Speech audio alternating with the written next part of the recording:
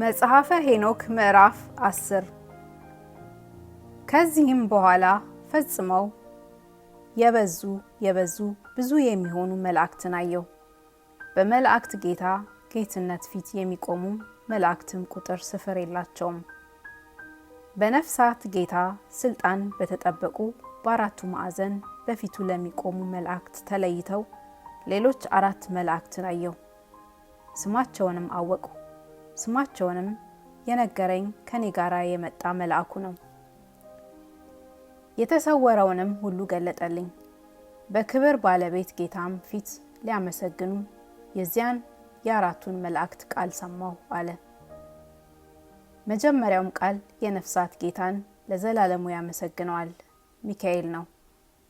ክርስቶስን ሲያመሰግነው ለመላእክት ጌታ ያመኑ ደናግልንም ሲያመሰግናቸው ሁለተኛው ቃል ሰማሁ ሩፋኤል ነው። በዚህ ዓለም ስለሚኖሩ በመላእክት ጌታ ስምም አምነው ስለሚለምኑ ሰዎች ፈጽመው ሲለምኑ ሶስተኛው ቃል ሰማሁ ገብርኤል ነው። ሰይጣናትን አስወጥቶ ሲሰዳቸው አራተኛውንም ቃል ሰማሁ ሩፋኤል ነው። በዚህ ዓለም የሚኖሩ ሰዎችን ያጣሏቸው ዘንድ ወደ መላእክት ጌታ እንዲገቡ አይተዋቸውም።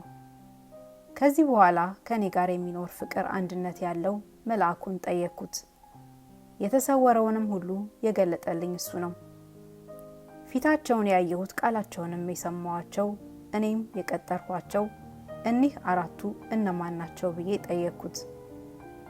እርሱም መጀመሪያ ቃል ይቅር የሚል ከመዓትም የራቀ ቅዱስ ሚካኤል ነው አለኝ።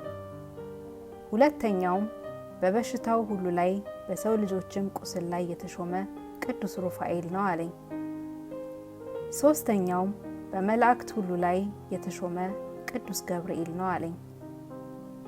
አራተኛውም የዘላለም ሕይወት የሚወርሱ ሰዎች ተስፋ ሊሆን ንስሐ በሚገቡ ሰዎች ላይ የተሾመ ፋኑኤል ነው አለኝ። ከፍ ያለ የእግዚአብሔር 4ቱ መላእክተኞች እኒ ናቸው። በዚያም ወራት 4ቱን ቃሎች ሰማሁ አለ።